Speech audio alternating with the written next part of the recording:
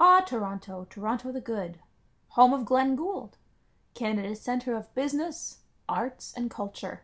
Multicultural and diverse, where people of all colours and ethnic backgrounds can complain about parking and the housing market. Here we have more restaurants than there are in Paris. There might not be enough subway lines, but hey, Vancouver has none. Here we have our share of hobos, but at least you can buy cooking wine at the grocery store. Until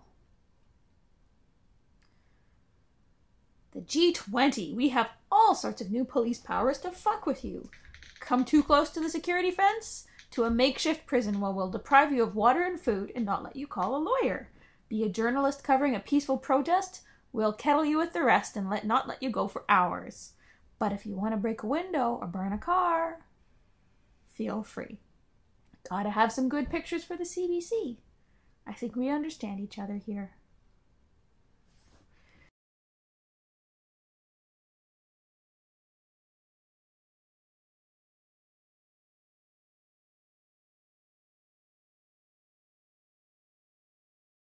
Now I have to confess, I didn't go to the G20 protest.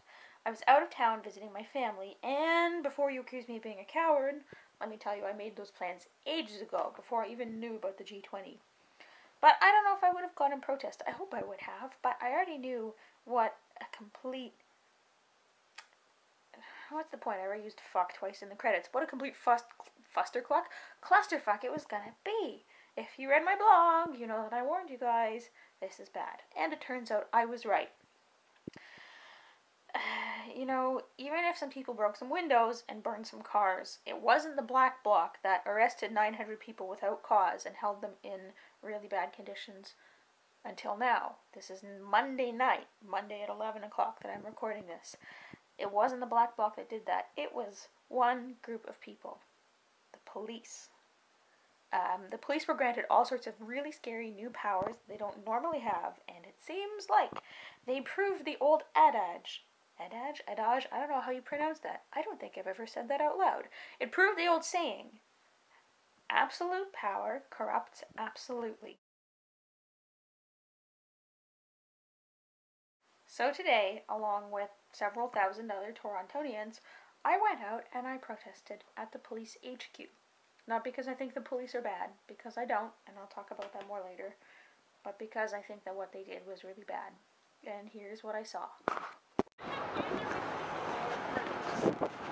Okay, I'm walking down Yonge Street towards college. There are cops everywhere. A bunch of them tried to stop me going down Church to here. I parked on a side street and I'm trying to join up. Don't know what's going on. Things look very tense. Well, it was a lot of confused standing around. I got there late, so I couldn't really get a good spot, and I couldn't hear what was going on, but no, that's life. It was just generic protests. Same signs you see everywhere, except they were all homemade. At this point, I didn't see any 9/11 truth signs, but they're coming up later. And, yeah, so we just all stood around for a while. Some people were giving out free food. There was a man with an actual tinfoil hat on, and I will also show him later. But eventually, things started to move.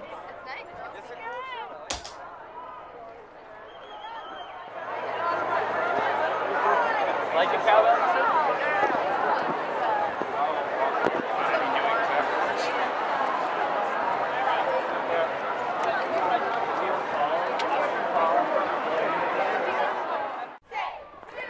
Like around, we started walking. I didn't know where we were going. I don't know if anyone knew where we were going, but the crowd was staying together and the crowd was moving. There, that's him. That's my friend in the tinfoil hat. He was super friendly, completely nuts. We don't want no police. It really did my heart good to see their leading, well not leading, but being part of the protest. My friend Fred Speck with a saxophone, and my acquaintance who I like very much, Richard Underhill, also with a saxophone. But what I couldn't get away from was there were a lot of cops there. Like, a lot. Like these guys.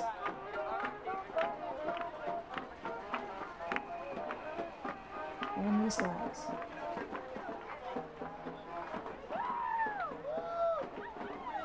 And these guys.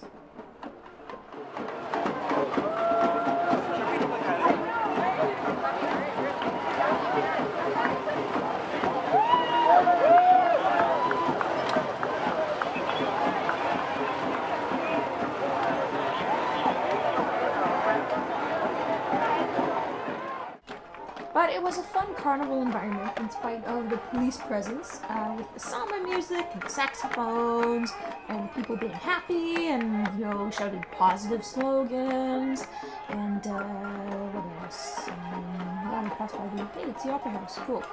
Oh yeah, and the peace flags were nice. There's a Vuvuzela in here somewhere, I'll let you know when it comes up.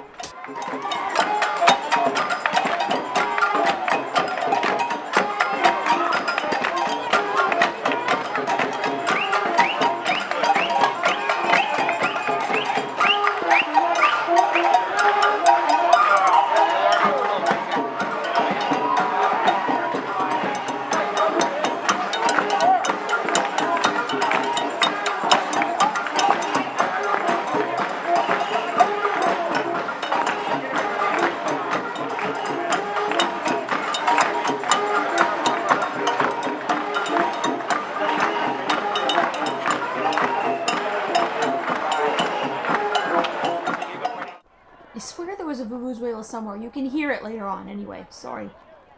Anyway, eventually they sort of corralled us near Nathan Phillips Square. And, yeah, I guess we were supposed to go to the Jazz Fest. But you're not seeing it here. Eventually people turned around. I left the protest here. I need to go home. I need to go pick up my bike and go home because I'm pathetic. Yeah. Oh, and did I mention there were a lot of cops? Because there were a lot of cops.